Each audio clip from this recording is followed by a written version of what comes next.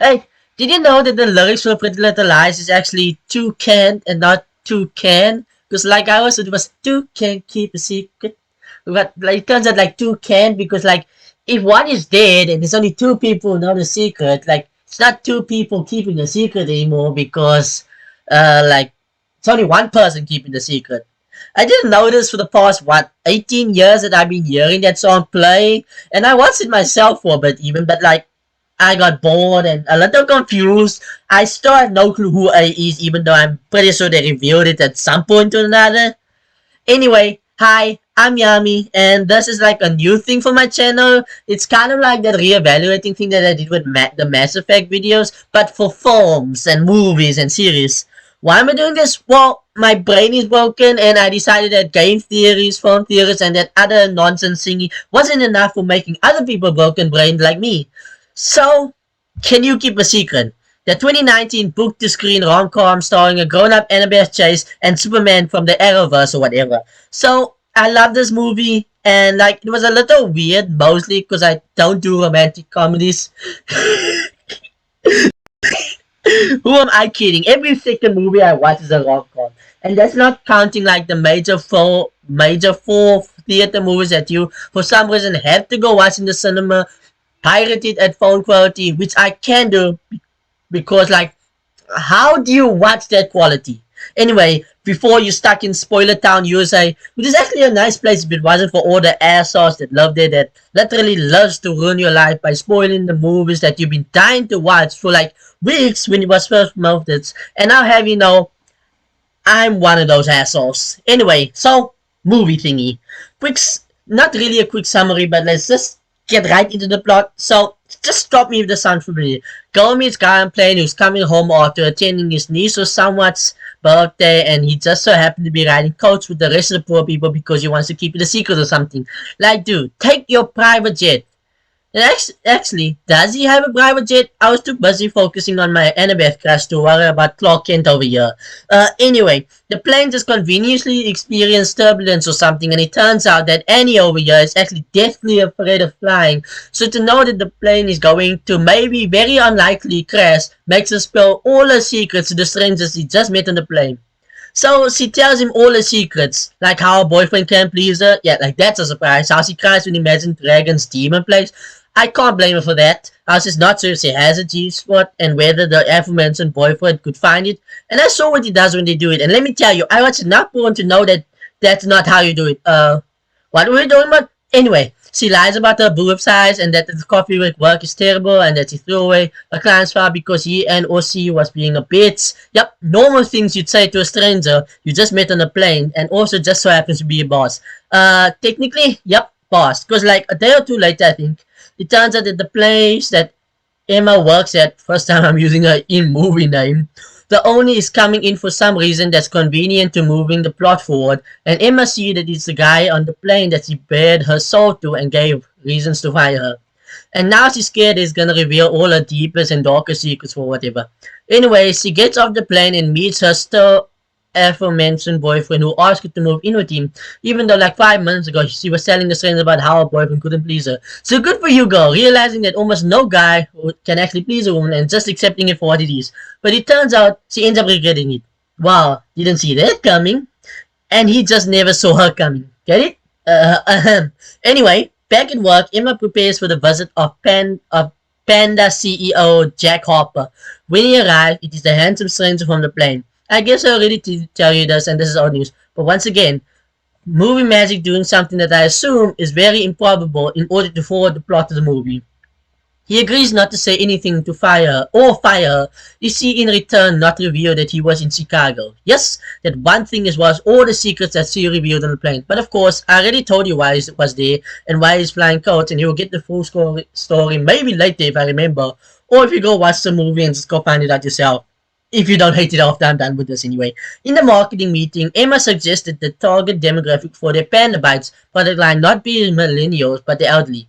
Connor and the other co-workers say the product should simply be axed. Emma later asked Nick, the rep responsible for Panda Bites, for a cut of the marketing budget to test the theory. So, this isn't really important right now, but later it does mean something, and I kinda hated this throwaway stereotypical work meeting where they're like, we're men and we know everything, but our boss is a woman, so we guess her ideas work too. Which they don't actually say, but I feel like it's sitting there. What's with these rom-coms always being so sexist? Doesn't matter. Anyway, Emma calls Connor to the archive room, so their co-workers, it turns out, I'm pretty sure HR might have a problem with that, for spontaneous sex because it wasn't really wasn't an easily open janitor's closet somewhere in an attempt to reinvigorate the relationship. Because yes, potentially kinky workplace sex here, where you christen the bookshelf or computer desk of your archive room, is a great way to spice up your sex life. Actually, it is. Good going, girl. Look at you throwing the cultural norm of the man normally being the horny dog in the relationship. When Connor refuses, which let me tell you, if I was him, I'd be all over her. Emma breaks up with him. You know that thing I said earlier about her being smart? Yeah, no, let's just put the dance cap on her. Considering she's dumping a guy that loves her for more than just sex, but I guess like, okay. So Jack asks her out for dinner and the two begin a passionate relationship. Well, I guess he does know a lot about her. I do believe dating the CEO of the company might be a bit unprofessional. Like, I don't know. I guess he is the boss, so his company, his rule. Jack, however, remains secretive. But doesn't every girl in these types of movies enjoy the mysterious and secretive type of bad boy? Though I guess they're all in the teen ones, and this is supposed to be for adults, even though the writing might just be the scribbling of some monkeys on the typewriter, ignoring the infinite monkey theorem. Emma's roommate and best friend Lizzie cautions her that the relationship may be too one-sided. Well, that's like every relationship. Like, there's always one that has more control. At least he doesn't want to tie up and spank you to your concert for a week. I mean, come on. This guy is rich and handsome. Like, come on. Can you offer any more? No. Jack discusses Panda's project on television with the office watching. Don't we have a bad feeling about this? And Emma feels it too, considering she seems nervous what's happening. He describes the company's new target demographic as the girl on the street, and going into greater details describing Emma, listing all of her secrets. Although he doesn't name her, her co-workers realize it is her and begin mocking her, like saying she's only got the promotion because she's sleeping with the boss. One pretty sure she's not the only one who does stuff like that. She cries to demons, so they all start acapelling demons. And I have to admit, they weren't that bad. Jack realized too late what is done and tries to apologize to her, but of course, being the typical rom-com girl she is, Emma refuses to take his course or hear his side of the story, though I guess I can't blame her. When he finds her at the coffee shop, Emma demands to know why he's going to Chicago. I was waiting for her to ask for his secrets. Jack is reluctant and Emma leaves. Lizzie and the other roommate, Gemma, suggests Emma gets even by revealing his secrets. Did they just run out of ideas here and throw like a G onto Emma's name to get the other character? Anyway, Gemma suggests the tablet reporter friend help find details about Chicago, but Emma declines. Well, I don't think Gemma over here knows how to take no for an answer. Spoiler alert. At the marketing meeting, boss Sibo, whatever, congratulates Nick for the ad in the magazine for elderly, which he has paid off. And you know earlier I told you about how Emma wanted to do that thing? Well, this is where it becomes important. When he takes all the credit, Emma calls him out and requests a promotion she was promised. Sable agrees. This is also the part where Sable warns her that because she's a woman, people underestimate her, and because she's a woman, and that thing I said about claiming that she only got the promotion because she slept with the boss.